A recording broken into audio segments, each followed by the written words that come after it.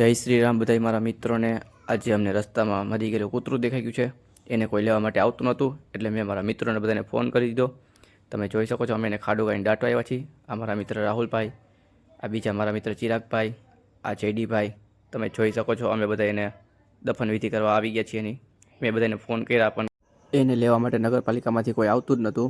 પછી અમે બધા મિત્રોએ નક્કી કર્યું કે હવે આપણે જ આને દાટી આવી, અને અમારો વિડીયો બનાવવાનો કોઈ મકસદ નહોતો। તમે આ પ્રેમાનંદ महाराज રીલ સાંભળી શકો છો।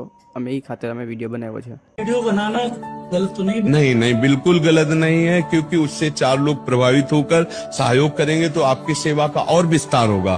आप जहाँ 100 लोगों की कर पाते हो, मान लो आपने 10 भवन बना दिए, तो आप 10 भवनों में और वृद्धजनों को रख सकते हैं। आप 10 जगह भोजन पवा सकते हैं। आप सैकड़ों लोगों की औषधि करा सकते हैं। भाई अकेले तो नहीं कर पाओगे ना, उसके लिए तो व्यवस्था अर्थ की चाहिए। तो वीडियो डालने से जो धनी मानी लोग हैं, उनके हृदय में प्रेरणा होती है कि हम भी सहयोग करें, तो ले लेना चाहिए। તમે બધા આ વિડીયો સાંભળ્યો હશે, તમે સાંભળી લીધો।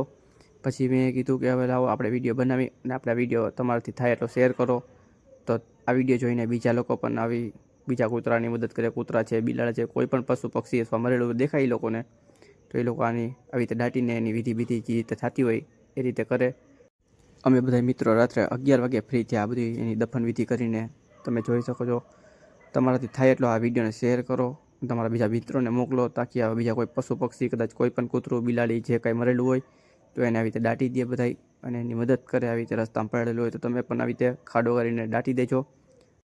અમે પહેલાં પણ આવા કામ કરેલા છે, પણ અમે વિડીયો નહોતા બનાવતા। પછી અમે કીધું લાવો આપણે એકાદો 2 વિડીયો બનાવી જોવી। બધા માણસોએ કોઈક આને વિડીયોને જોઈને કોક એને બીજા કૂતરાઓને દાટે, બિલાડાને દાટે, કોઈને કંઈક એવી રીતે જે દાટે, તો જેથી કરીને બીજા કોઈ વિડીયો માણસો જોવે અમારા વિડીયો, પછી એ લોકોને કદાચ એમ થાય કે લાવો આપણે પણ આવી મદદ કરી, એ મકસદ અમે વિડીયો બનાવી છે। બાકી અમારો બીજો કોઈ મકસદ નથી। તમે જોઈ શકો છો, અમે એની સમાધિ બનાવી દીધી બધા મિત્રોએ ભેગા થઈને। હવે અમે બધા હાથ મોઢું ધોવા જઈએ છીએ શમશાનમાં। તમે જોઈ શકો છો, રાતના વાગી ગયા છે 11, અને 11 વાગે અમે શમશાનમાં હાથ મોઢું ધોયું।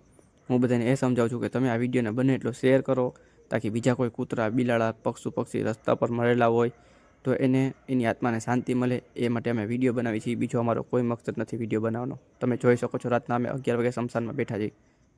તમને અમારું જેતપુરનું શમશાન બતાવું છું। આ રાતના 11 વાગ્યાના સીન છે। અહીંયા કોઈ છે જ નહીં, ખાલી અમે બધા 4-5 મિત્રો જ